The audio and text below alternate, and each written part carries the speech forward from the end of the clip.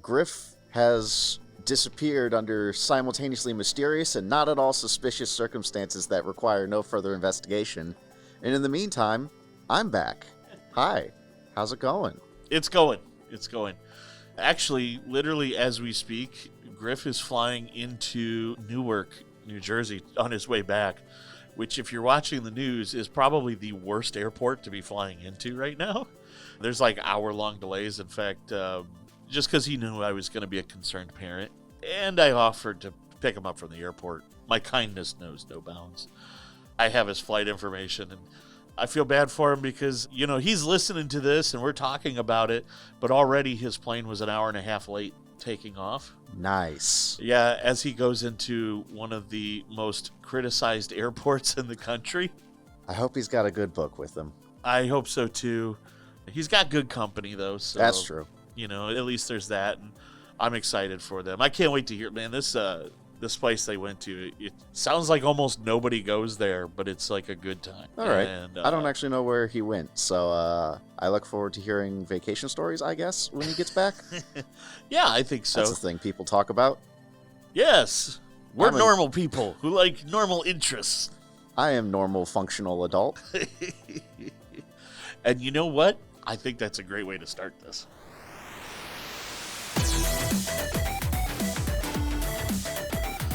Well, I'm back. I'm back. And so is Mark. You may recognize that voice from the cold open when we did our Highlight the Team. Mark said he enjoyed being part of the podcast, and if you haven't figured out by now, Griffin's on a well-deserved vacation, so we're real excited for him. And I've already mentioned you're here, Mark. I am. I never introduced myself, but hi, I'm Mark. I'm here. And I'm Matt, and I am also here. I'm looking forward because who knows what this podcast is going to be like. Last time, Mark, you and I got together, we probably talked way nerdier than anybody could have ever imagined, and that's fine. I greatly enjoyed it. I think we got a great show lined up. You're not going to be terribly surprised by this, but it's going to be a lot of AI news. Oh, hey, I'm learning about AI. You are learning about AI. We're all learning about AI, and I hear it's going to be the wave of the future. I've been hearing a lot of that. There's a lot of controversial takes on AI as to just how much of the future it is going to be or not. Now, what I appreciate, though, is I think you're kind of warming to it. I am. There's a lot of AI that I myself am still skeptical about, but having actually used it for work now, boy, it's made work a lot easier in a lot of aspects. It's really good for helping code. It's very good for helping code. It's really helping break apart logical items that don't seem to have much logic. It's a great sort of research material. I'm currently using AI to help me learn how to make AI. I am too. If you're hearing this, you're going to keep hearing me make a plug. We've got our AI Summit coming up September 25th, so you don't have much time. Spots are filling up. Yeah, spots are filling up. It's really close. I'm excited. This thing is really close to being full. But if there's enough demand, then perhaps we try to do a second one really quickly. But if there's enough demand and you get there and it says, hey, sorry, there's no more tickets, there is a wait list that can be used not only to be like, look, I'm going to be on the wait list. If somebody bows out, we can open up a spot. But I am really excited about what this event is going to be because we're going to talk exactly about what you said. It's looking about, hey, what are some misconceptions about AI and using it? And there's definitely a lot of misconceptions out there about AI. The hardest thing sometimes is to get started on something, right? That's for sure, yeah. I have recently gotten a lot more into hobbying in like the miniature building and painting aspects. Yeah. And we had a team building day not too long ago where me, Andrew, and Leif sort of led a miniature class on painting some miniatures, and I thought it went really well. I'm not very artistic, and I struggle a lot with it. I was skeptical. I did have my moments of frustration. I did pick a polygonal Pokemon. That's fine. Gotta that start made from it somewhere. easy. Flat surfaces, right? Yeah. But for all of its stress of trying to learn how to do that, I'd be lying if I didn't say I put him on my desk, and he makes me happy to see. And the point I was trying to make with this tangent is the hardest part of getting into all of it was starting, especially with painting, because with painting, it's like, all right, well, I want to make it look good, Well, what if I put the colors in the wrong place and it looks bad? Well, the answer is you got to throw some color on there in the first place to see how it's going to look at all. And that means you got to get started and just put paint on. I was going to say paper, but that's not applicable here. Resin. But also it is, sure. Resin, plastic, metal, whatever. I mean, it is kind of interesting, though. Like, when I was growing up, my dad and his friends played D&D. In fact, they still have a group that you're a part of. I'm now a part of, which is crazy. But they used to use pewter metals. You used to have to, when you bought your minis, they were metal. So obviously plastic has driven the cost down, and, you know, we get to print them here, but it's crazy. And I love what you said. Sometimes you just got to get started. Yeah, you never going to know to get started. How good or bad you are at something until you actually attempt it. And attempting things can be scary, but I don't know, man, just got to do it. What I was kind of picturing, too, when you said is like, well, what if these colors don't work? The interesting thing about paint is that it's not really as permanent as you think. I mean, it is, but you can also just wait for it to dry and paint over it. That's true. Also, you can get paint strippers to peel it off. So at the end of the day, it's not as scary as you think. I think that was my big problem is, you know, I don't have that. I have a shaky hand. I did have to repaint several areas a lot. And that's frustrating. You always do. But you're learning. Yeah. And you know what's the best part? Even if it comes out looking bad, that gives you a reference point. Next time you paint something, maybe it's better. Got something to compare to. I love this analogy because this is exactly what we plan on doing with AI.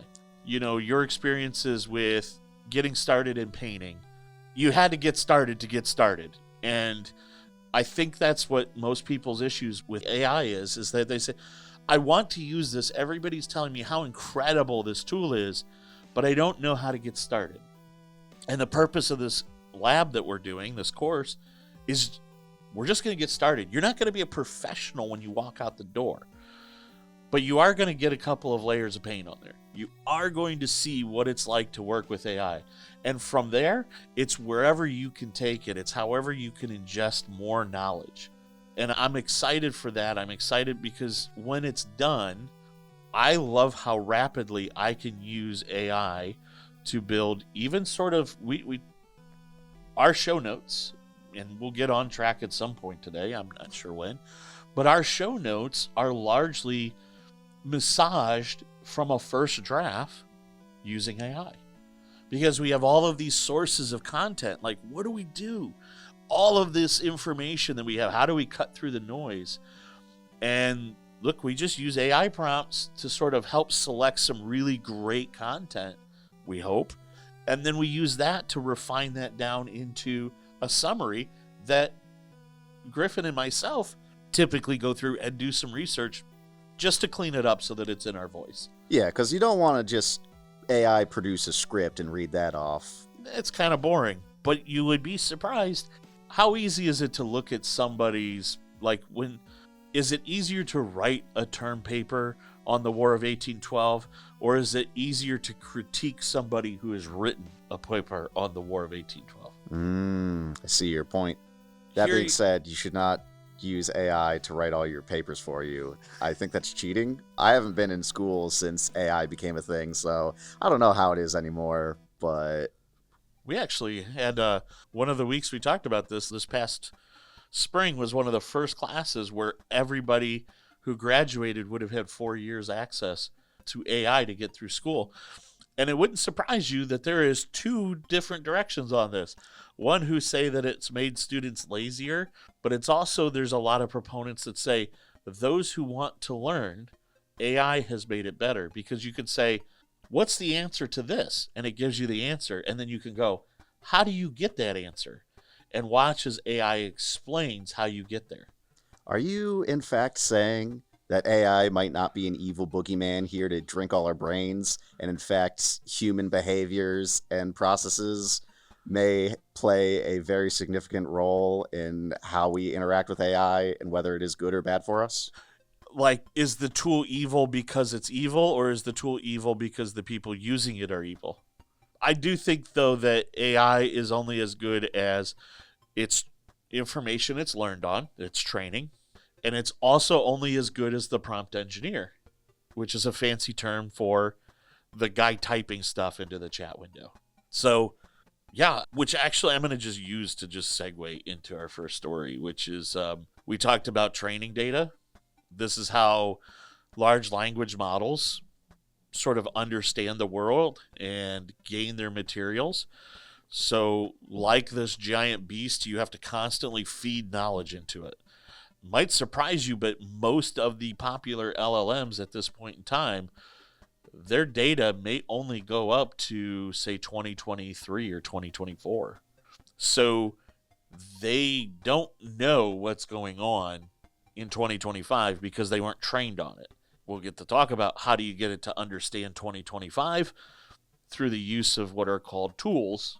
And tools allow it to interact with things to contextually learn more in that moment.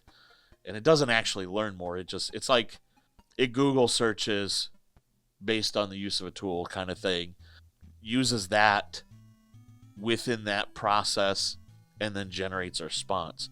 But it doesn't actually commit that to its model, its learned model. But I bring all of this up because obviously it's getting important for LLMs to be up to date as they can.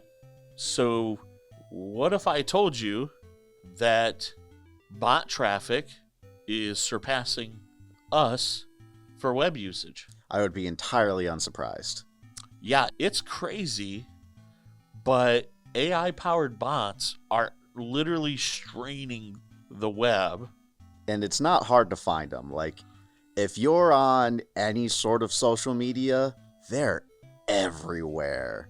They're usually not even that hard to pick out, even though there is... Getting harder. That's true. They are getting harder. There is definitely concerns about AI, very valid concerns about AI getting really good at impersonating people.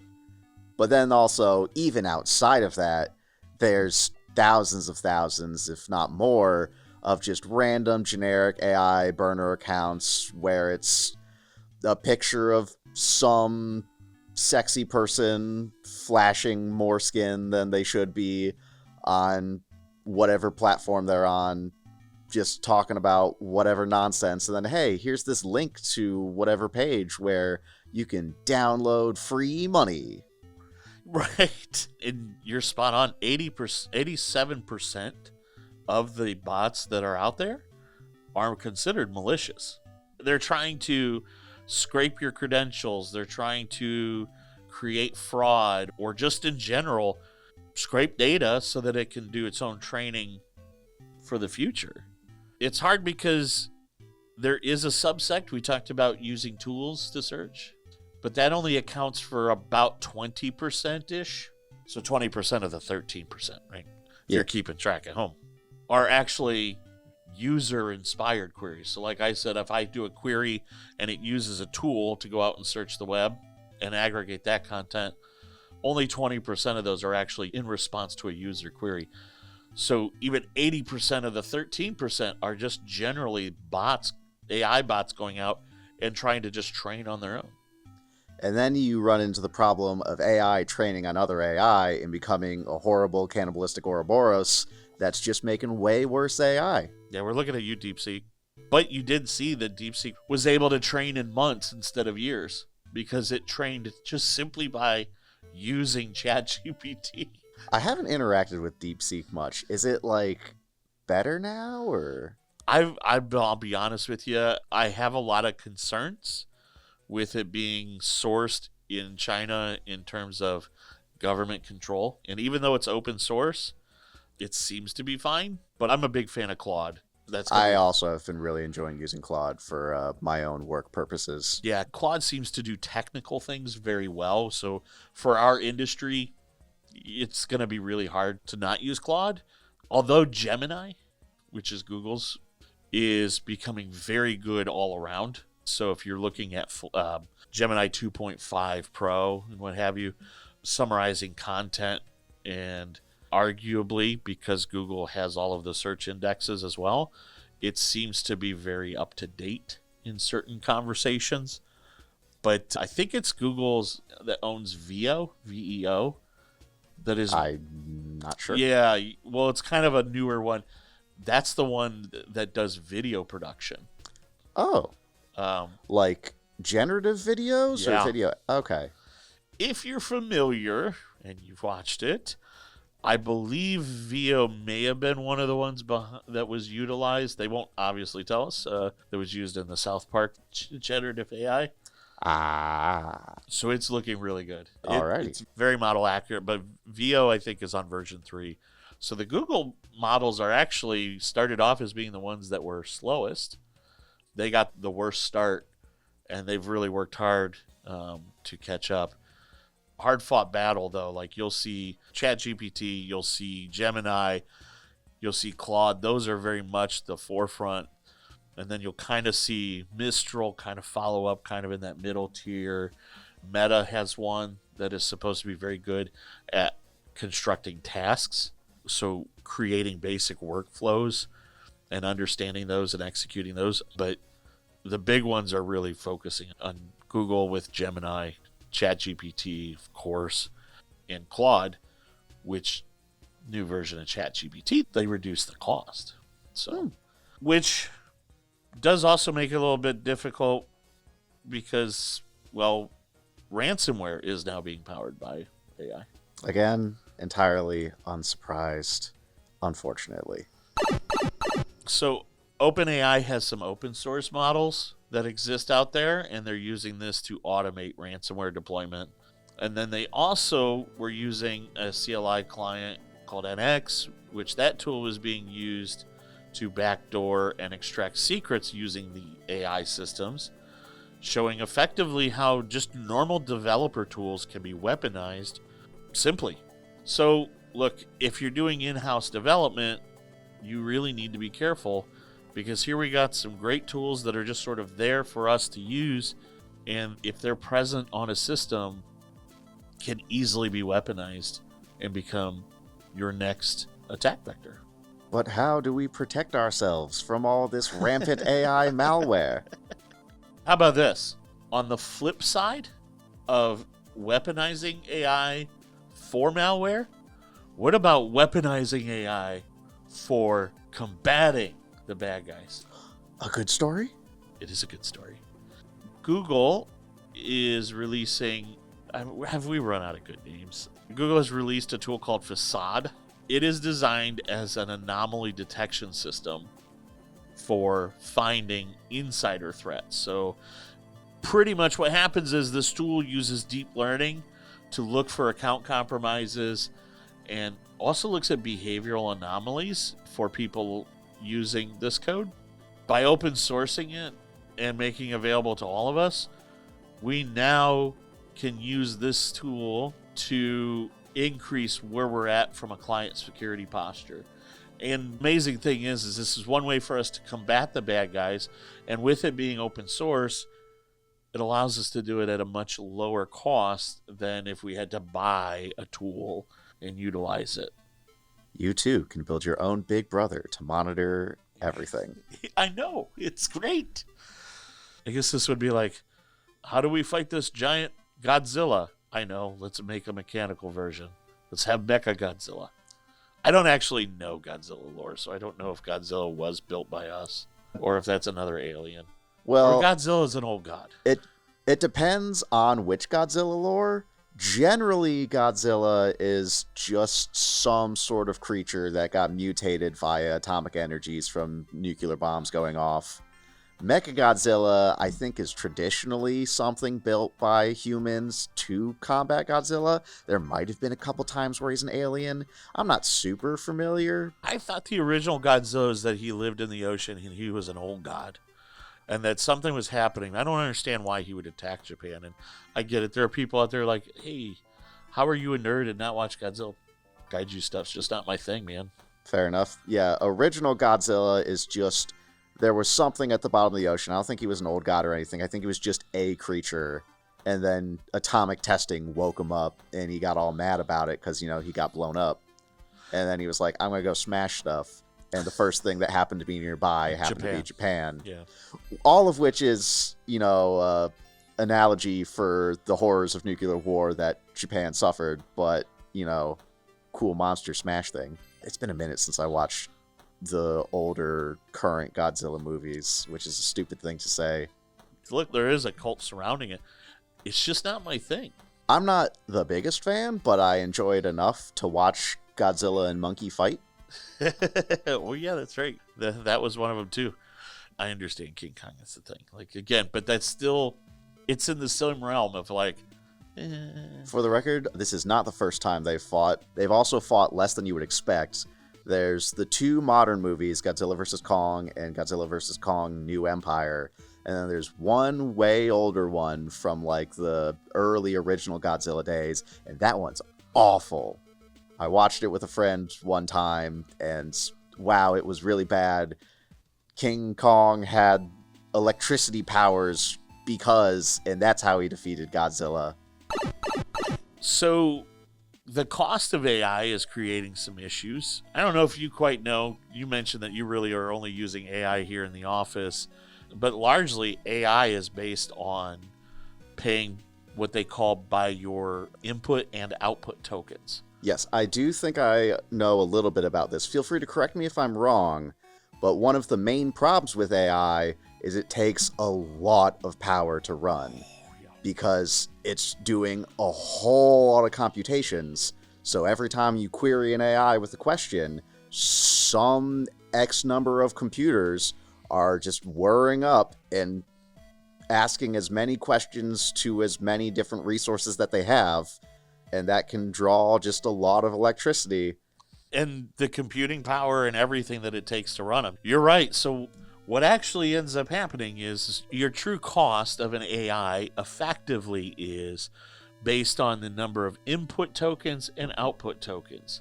So if you're working directly with an LLM and an AI model, then your query, the size of your query, determines the input tokens, the amount that it costs. So there's a cost associated for how much you put into it.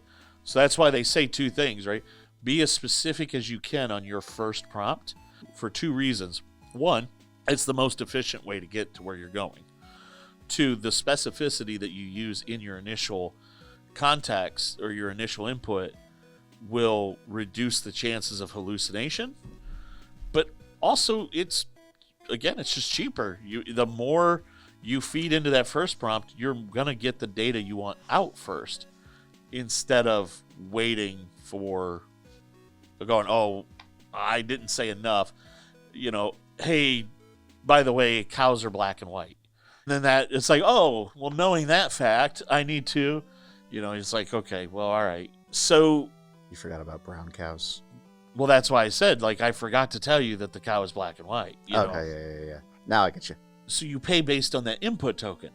But then also, depending on the size of the response that comes out of that, you pay admittedly less. You pay more for your input tokens than you do for your output tokens.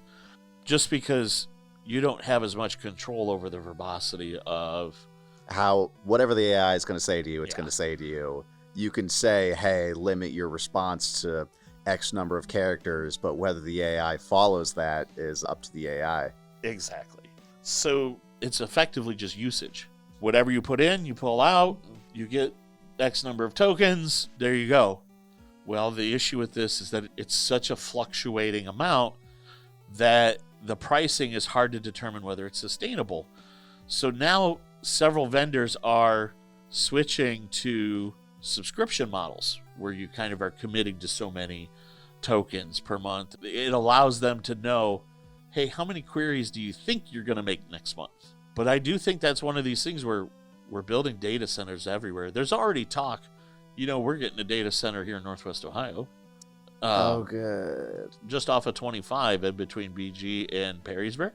Oh, good. And there's already talk that maybe that one is, by the time it's up and running, is not going to be enough. And that maybe they need to either extend or build a second data center.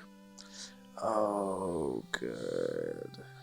Well, we can already tell that it's increasing prices in electricity and the water consumption because we have to cool these things. And then the cost of all that is offloaded to us. And supply and demand. Everybody wants more electricity. The electrical companies just charge you more. Yeah. Remember when we were talking about fun stories? I got one last fun one. Okay. All right. There's also red cows, if you want to talk about like Scottish Highland cows. Those guys are pretty cool. They're really fluffy. They're actually really shaggy. It's honestly like a walking shag carpet with horns. To my knowledge, they're not good for anything, but they look cool, so they keep making them. Are you a millennial or are you Gen Z? I'm right on the cusp where I could be classified as either, and it's probably accurate. This frustrates me because they reclassified it and they say that I'm also maybe a millennial. I mean, it's all. But I don't understand. You go back, there's not generations before the greatest generation, because before then no one cared. It's because they were the greatest generation. They're out there fighting Nazis. What were you doing? I suppose I would using AI to cheat in school is what you were doing. Oh, you mean what was I doing at their age? Okay, I thought you meant in that time frame, in which case I was a concept in someone else's concept in someone else's concept. Story checks out, guys. If I cared, I would post a Visio graph, a flowchart of how that all worked, but I think we can all use our imaginations. We've talked about this before, but there really is becoming a bigger issue with Gen Z. In fact, so much so, Gen Z might be intrinsically a cybersecurity risk in and of themselves. So his social media has been around. Social media has been around for a pretty significant portion of my life, although admittedly I have largely not engaged with it. Okay.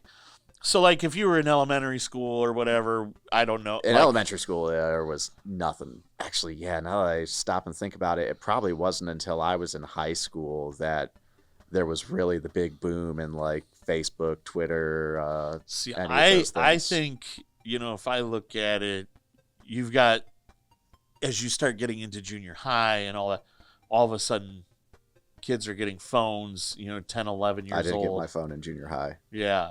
So starting as little as like 9 and 10, actually some are starting at like 7. So this is the issue we have is we have an entire generation. So this maybe you're cool. Maybe you're not part of Gen Z. They have had in their entire life, they have been raised effectively on and through social media, which means that they have a comfort with sharing data without much regard, and admittedly, this is a failure, I think, on like my generation, right? Because we're raising them, and we had access to, like, I argue we have these blind spots because when we first started with social media, nobody was really exploiting it, and now it's being exploited. That data's out there, so Gen Z is sharing too much, so much so that there are blind spots in privacy. So I might be biased, but personally I feel that this is a problem that is affecting people of all age ranges, just as our general cultural understanding of the internet has shifted dramatically, as the state of the internet has shifted dramatically, because I was there for early internet. I had dial-up. I remember those days of listening to as I waited for 10 minutes to load up the cat playing the piano. I think you're right to an extent that people don't understand, but the reality is that I should know better, and I do know better. I don't think you're part of the Gen Z. I think you're part of the older generation, that you also have kind of an understanding and a desire for privacy. But Gen Z has grown up with being surrounded by social media in every aspect and being modeled that it's okay to just share everything. And that maybe not that it's safe, but it doesn't matter because your data is going to be out there one way or the other. That's definitely a strong sentiment. And even as someone that does try and restrict how much I put out there, yeah, I do often feel, everyone already knows everything anyways. So what's it matter? What am I protecting? And that's actually part of this issue that we're really seeing with Gen Z. They have grown up in a world where their data is constantly under attack. And they also live in a world where sharing information that is personal is just really easy. And Now what we have is, because there's no such thing as understanding what should be private and not private, you can harvest this data or breach this data and gain way more information than you should. Professionally, they blur the lines because they don't understand what's professional and what's personal, and they're sharing professional things. So now as a business environment, a Gen Z person could share something that is actually important to the business, and that's a trade secret that just gets leaked because, well, social media is just my friend. Okay, but you hit accept on anyone and everyone to be your friend. Mentally, most people can only handle about 6 solid relationships. So you have 200 people, you're not actually thinking about it. Your drug is social media, not the 200 people. But number 198 is actually working for your competitor, right? So there's these weird things where it's like, we really need to pay attention to what's going on, because this new generation, we need to educate and train and help them understand all is not lost. You can start not posting to Facebook or to Instagram is probably better. To roll the conversation back even a little further, I think this problem becomes even worse when we introduce AI into it, because they're developing a lot of AI to try and be another friend for people, which I find creepy. And a lot of people are acting like AI is another person that they're talking to, and they'll give it all sorts of information, and a bunch of it's not secure because that AI will talk to other people and read that information and use it to create further conversation points. I've got a couple of tragic things to base off of that.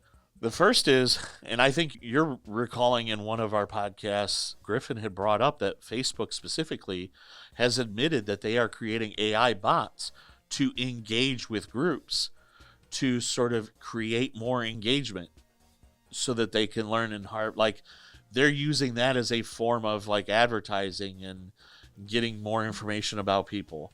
There's an admission that Facebook is using AI-based people to pretend to be people. Now, there are malicious versions of the same thing where they're not owned by Meta, but the fact that the company... Are the Meta ones not malicious?